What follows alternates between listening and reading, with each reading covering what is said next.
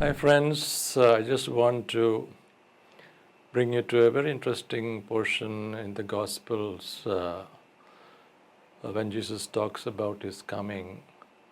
Actually, the disciples had asked him when he mentioned about the temple and about the stones falling on each other, and not even one will be there. They had asked him in Matthew, this there in the three Gospels in the chapters of Matthew chapter 24, Mark chapter 13, as well as Luke 21. It's very interesting what they asked him and how he replied, because they had asked him, Lord, when will these things be? Meaning, when will the temple be destroyed, kind of a question. And then they continued on by asking him, what is the sign of your coming and the end of the age? So even though they were doubtful about all these things, they must have thought all these things are going to happen together. But as you know, the temple was destroyed in AD 70, and Jesus Christ is still not yet come the second time. So when they asked him about the temple destruction, he moved on to talking about his coming. It may be because he wanted them to know that from the beginning there is going to be difficulties and destruction and persecution till the end. And so he moved on straight to talking about his coming, his return, and the signs that would be seen around those times and what is going to happen. And Matthew, and he keeps on saying a very interesting statement. He says, be on the alert, for you do not know when your master is going to come. Now, the interesting part to understand here is, most believers think of being alert for this day is going to come to you as a trap. What they mean by that is, if you are not alert, we will not be taken with him. So in a sense, they feel that we have to prepare ourselves in a way that when he comes, we are ready to be taken up with him. But I would contend with that understanding and bring it to your understanding in this way, and that is, when he tells us to be alert, so that that day would not come upon us like a trap, the fact is, we could be living in a compromise before his coming. If we're not careful, what it would mean is that we have already fallen, we are already compromised, we are already not walking with him. And because of that, when he comes, we would not, in a sense, be prepared and bold enough, blameless, when we see him at his coming. So the point here is not whether we are going to go with him or not. The point is, are we going to find ourselves blameless?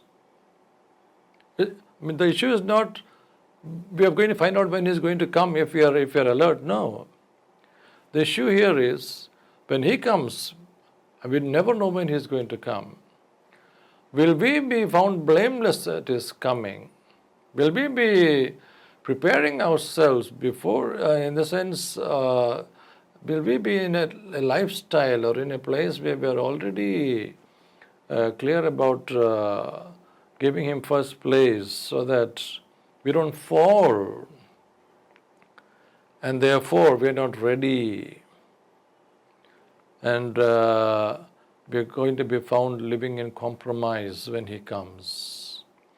So that's the essence of what we are supposed to know when he says be alert. And then it's very interesting in Matthew chapter 24, we see, as you go down that passage, you're going to find Jesus Christ mentioning three interesting parables after he says, in verse 42, be on the alert. He uses three parables, which goes on till chapter 25, actually. And I would tend to put these three together because this is the essence of what it means to be prepared. This is the essence of what it means to be alert. What are we supposed to do as believers so that we can be found prepared at His coming? So these three parables are connected, very, very importantly connected. And these are three ways Jesus Christ is wanting us to be prepared so that we are found blameless at His coming. Now the first parable it goes from verse 43 onwards, right to the end of chapter 24. And a single word that I can use for this parable is this. Very clearly it talks about that we should be found faithful because the slave has to do everything in his proper time and take care of all that he has been given. So the first word we can use for this parable, a single word we can use for this parable is faithful. We need to be faithful, found faithful with what we have been entrusted. And therefore, as believers, to prepare ourselves, the first and the foremost thing, the question that we have to ask ourselves, am I faithful in what I have been given?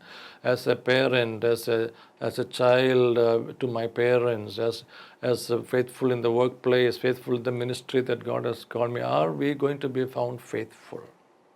A very important picture we should have in our minds all the time.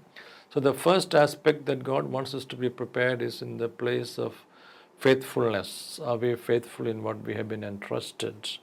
The second parable actually talks about the parable of the virgins. There are all kinds of controversies regarding this parable and what it means. But the very simple truth in this parable is just this. Are we empty or are we full when He comes? Are we living on empty? Is our tank almost empty? Because we are not called to be empty. We are called to live full lives. So the second F could be, are we full of the Spirit? Are we containing God by His Spirit in a bigger way? Or are we just somehow surviving? That should not be. We are called to be full. We are called to live filled with the Spirit at all times, singing, rejoicing, and serving Him with all our hearts. Is the fullness of God being found in us? So the second F, I could put it this way, it is full. Are we full of the Spirit? And then as we move down that, we find the next and the final parable, and that is from verse, I think it's 14. He again repeats in 13, be on the alert. And then verse 14 onwards, it goes all the way down till verse 30, all right? And that is this place where the master and the servants, slaves given the talents, you see. And the one got 5, one got 2, and one got only 1 which he buried in the ground. So the simple word we can use for this is the word fruitful. Are we fruitful in doing the thing and bringing fruit in the things that God has entrusted to us? Are we finding multiplication in what we are doing? Are we finding that we are working with what God has entrusted to us and seeing things grow? Can we boldly say, I'm able to be effective for God in the workplace, effective for God as parents? Are we fruitful in the gifts that He has entrusted to us? So you see, these are the three different, the 3 F's that I would place before you with regards to being alert and with regards to being prepared. The question is not, are we going to be ready in the sense looking up to the sky and waiting for Him to appear, knowing that when He is going to come? No. It is that are we prepared by living a life that tells Him, yes, I am ready to present myself to you, to stand at you at your coming, and present these things that I have been entrusted. So we are called to stand, escape the wiles of the devil, escape. We are called to escape. Luke says in chapter 21, escape all this, find strength to escape temptations, find strength to escape things that come against us, the world and everything, so that we are finally ready and presenting ourselves blameless at His coming. That is what it would mean when we say we are alert and ready for Jesus when He comes. God bless you with this short exhortation.